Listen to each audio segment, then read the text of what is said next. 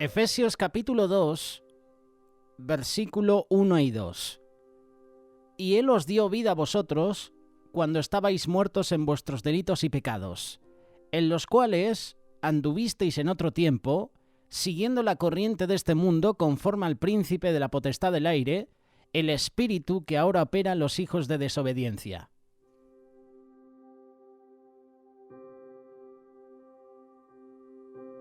Nosotros estábamos muertos. Pero no solo estábamos muertos. Estábamos muertos en nuestros delitos y pecados. La palabra delito en griego es paratoma, que significa caerse por el camino o cometer una ofensa. Esta palabra sugiere desviarse de la verdad, desviarse de la rectitud. Es usada para describir la desobediencia de Adán. La ley de Dios fue establecida para que el delito o paratoma fuera visto como una cosa criminal. Así es como lo ve Dios. Dice la palabra que también estábamos muertos en pecados. La palabra pecado significa errar el blanco, hacer algo malo. El pecado entró al mundo cuando Adán cayó, y la consecuencia natural de caerse por el camino o errar el blanco es la muerte. El que practica el pecado es esclavo del pecado, y la paga del pecado es muerte. Así que nuestro estado natural es es estar muerto, muertos en delitos y pecados. Isaías capítulo 59, verso 2 dice: «Pero vuestras iniquidades han hecho división entre vosotros y vuestro Dios, y vuestros pecados han hecho ocultar de vosotros su rostro para no oír». Cuando un hombre decide hacer algo especial, generalmente comienza con los mejores materiales. Por ejemplo, a la hora de construir una vivienda, una casa. El mejor material puede ser una arcilla, un cemento puro. Si quiere utilizar mármol, pues va a coger un mármol más fino. Si va a escoger madera, va a encargarse de escoger buena madera. Llevándolo a la parte espiritual, Dios va como al basurero. Selecciona materiales que no sirven para nada. Él comienza con gente que está muerta. Él escogió a lo vil y a lo menospreciado del mundo para avergonzar a los sabios. Y es increíble lo que la medicina moderna puede hacer con un paciente, ¿verdad? Los doctores pueden rehacer caras desfiguradas, trasplantar riñones, implantar lentes, desviar arterias, siempre y cuando el paciente esté vivo. Una vez que la persona está muerta, ya los doctores no pueden hacer nada más. Lo único que pueden hacer es cubrir el cuerpo con una sábana y transferir el cadáver a la morgue. Pero Dios comienza con personas que están muertas, en el verdadero sentido de la palabra, muertas en delitos y pecados.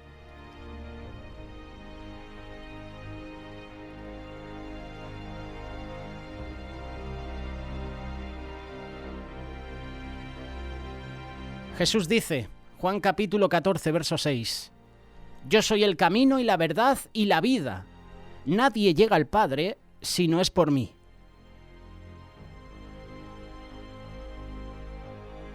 ¿Qué palabras de Jesús? Yo soy el camino y la verdad y la vida. El único que puede traer vida a nuestras vidas, nunca mejor dicho, es Jesús. El versículo 2 dice que en los cuales anduvisteis en otro tiempo, siguiendo la corriente de este mundo, conforme al príncipe de la potestad del aire. Antes de que aceptáramos a Jesús como nuestro Salvador, como nuestro Redentor, no estábamos interesados en cosas espirituales. Eso era evidente. Caminábamos siguiendo la corriente de este mundo. En otras palabras, el príncipe de la potestad del aire nos tenía esclavizados. La primera carta de Juan capítulo 2, verso 15 dice: «No améis al mundo, ni las cosas que están en el mundo. Si alguno ama al mundo, el amor del Padre no está en él». Juan resume el espíritu de este mundo en 3 cosas: deseos de la carne, deseos de los ojos, vanagloria de la vida. Cuando nosotros caminábamos de acuerdo al espíritu del príncipe de la potestad del aire, nuestros pensamientos más nobles, nuestros impulsos más generosos, nuestras ambiciones más altas y hasta nuestras aspiraciones estaban vacías de todo contenido espiritual. Estábamos muertos. El espíritu del aire nos tenía atrapados. Y la Biblia nos dice claramente que hay espíritus en el mundo invisibles. Estos espíritus son caídos, son hostiles al hombre, están gobernados por el príncipe de la potestad del aire. Curioso, a Satanás se le llama el príncipe de este mundo, ¿verdad? Príncipe de la potestad del aire. Lo curioso es que este príncipe nunca va a ser rey. El único rey de reyes es Jesús. Sabemos en la actualidad que hay príncipes o hijos de reyes que se les llama príncipes y después tomarán el cargo, ¿verdad?, de reyes o no en un futuro próximo. Pero es que Satanás se va a quedar en príncipe de la potestad del aire. Su aspiración de ser rey nunca va a llegar. Su aspiración se va a quedar en eso, ser un príncipe, un principito de este mundo, pero nunca va a quitar del trono al Rey de Reyes y Señor de Señores. Este señor de las tinieblas que anda vagabundeando por los cielos es Satanás. Tiene una influencia maligna sobre los hombres y mujeres de este mundo. Tiene control en muchas ocasiones de personas, hasta de nosotros. Nos influencia. El aire está por todas partes. El aire nos rodea, ¿verdad? Nos presiona. Aunque no lo notemos, está ahí. A veces se siente, pero esencialmente es invisible, es intangible. Y así es Satanás. Así es su influencia sobre la humanidad. El espíritu que ahora opera en los hijos de desobediencia. Pablo no está diciendo simplemente que éramos hijos o hijas desobedientes. Aquí la palabra griega hijo o hija hace referencia al origen de uno, a su naturaleza, a su relación con su padre. Por eso Pablo dice que éramos hijos e hijas de desobediencia, del desobediente, de Satanás. Tenemos el carácter, la naturaleza del espíritu maligno, ese espíritu que incita a la gente a desobedecer a Dios.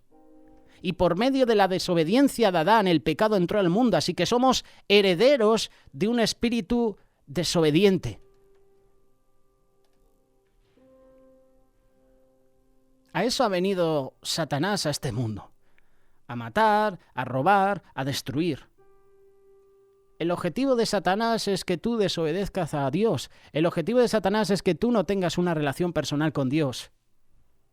La desobediencia es natural y Satanás tiene una gran ventaja sobre nosotros. Nuestras naturalezas están caídas, están allegadas a la suya. Dios tiene que vencer ese espíritu de desobediencia en nosotros. Y es por eso que Dios llevó a los israelitas al monte Sinaí y les dio los 10 mandamientos. La palabra de Dios también dice que Dios se deleitaba en su Hijo. Juan capítulo 8, verso 29 dice, porque el que me envió conmigo está. No me ha dejado solo el Padre porque yo hago siempre lo que a Él le agrada. Y Hechos capítulo 17, verso 30 afirma que Dios manda a todos los hombres en todo lugar ¿a qué? A que se arrepientan. El versículo 3 de este capítulo 2 de Efesios habla de que éramos por naturaleza hijos de ira, lo mismo que los demás. Y la palabra hijos aquí significa hijo de descendencia natural. Hemos nacido de padres pecadores a un mundo maldecido por el pecado. Hemos nacido con una naturaleza pecadora, expuesta totalmente a la ira de Dios. El pecado ha nublado nuestra habilidad de pensar acerca de la naturaleza de Dios.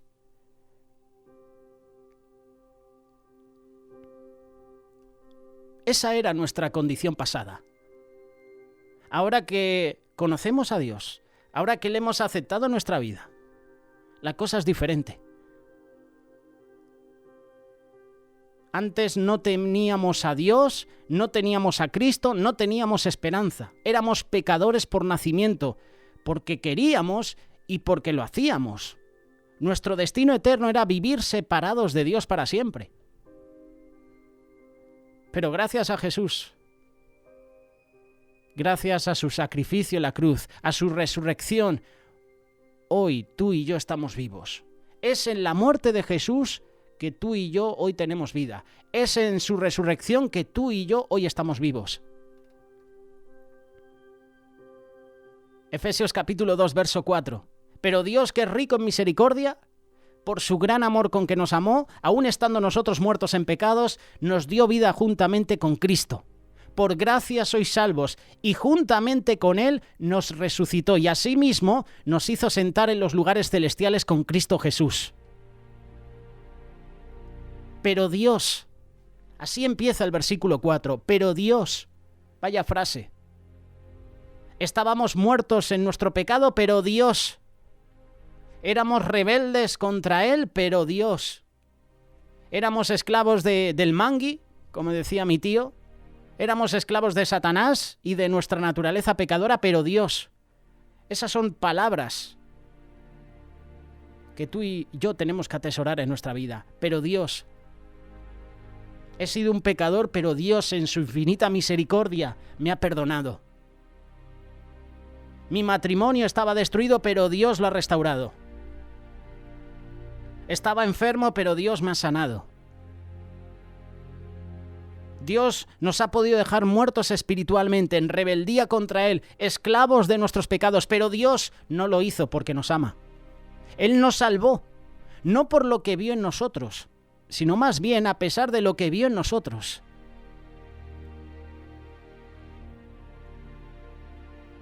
Pero Dios, además de darle gracias a Dios por todo lo que ha hecho, por todo lo que cada día hace en nuestra vida, nosotros también debemos ser pacientes y tolerantes con aquellos que no parecen o que no merecen tener nuestro afecto, nuestra compasión, nuestro cariño. Al igual que Dios nos ha perdonado, nosotros también tenemos que perdonar a los demás.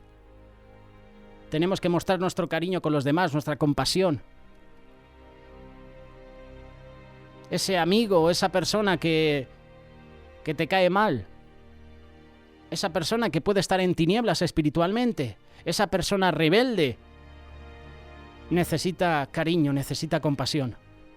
Nosotros también estuvimos así, pero Dios nos amó igualmente. ¿No podemos hacer nosotros lo mismo por otras personas? Dios es rico en misericordia. Vaya consuelo, si simplemente nos hubieran dicho que Dios es solo rico. Dios es rico. Y nunca vamos a entender cuán rico es hasta que no lleguemos a nuestro hogar en el cielo. Ahí veremos cómo Dios pavimenta las calles del cielo con oro, edifica las paredes de jaspe, hace los cimientos de piedras preciosas, forma las puertas de perlas.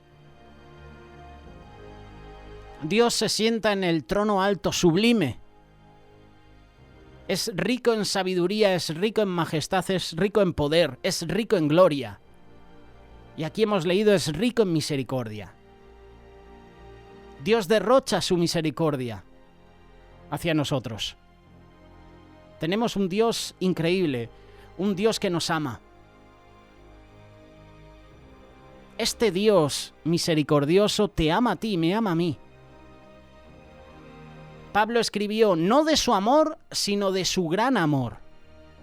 Solo un gran amor como el de Dios puede abrazar a la gente pecadora. Pero Dios no solo tiene compasión por nosotros, Él nos ama. Él te ama. Es una promesa que nunca debes de olvidar. Dios te ama.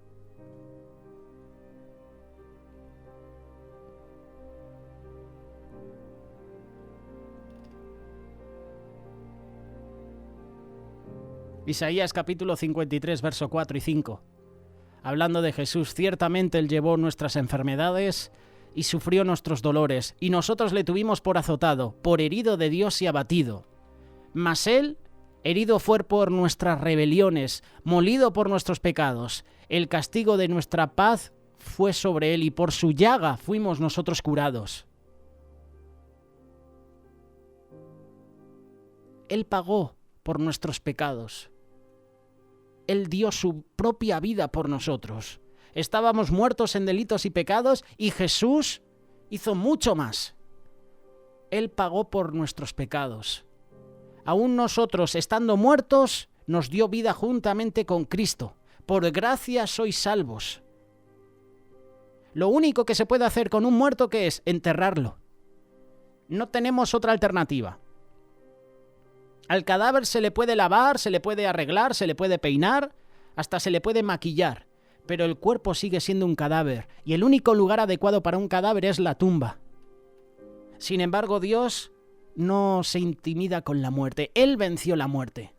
Nuestros delitos y pecados nos llevaron al lugar de muerte, pero Dios actuó con poder y gracia.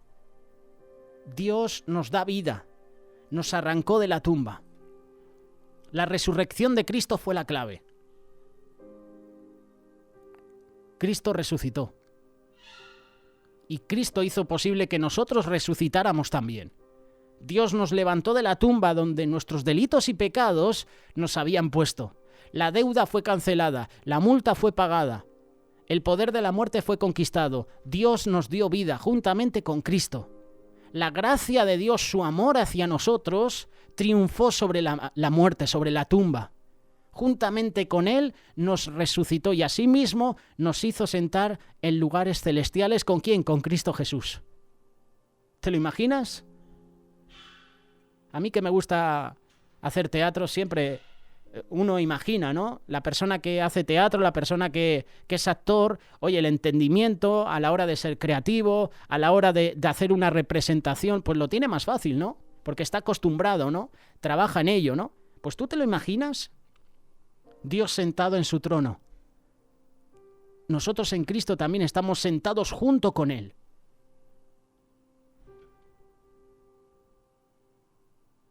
Qué gran verdad. ¿Y qué mensaje para ti y para mí en este día? Gracias a la muerte de Jesús estamos vivos. Él nos perdona, Él nos limpia, Él nos santifica cada día. Él pagó por nuestros pecados. Gracias a Él hoy estamos vivos. Porque por gracia sois salvos por medio de la fe. Y esto no de vosotros, esto no es mérito mío. Esto es don de Dios. No por obras para que nadie se gloríe. Este es el Evangelio, resumido, encapsulado. La salvación es un regalo. No puede ser ganada, no la merecemos, no puede ser comprada. No por obras para que nadie se gloríe. Esto es don de Dios.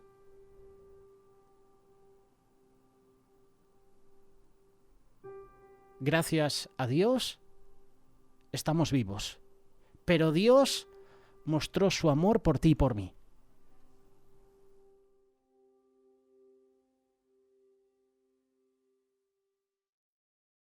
Radio Solidaria, una radio comprometida.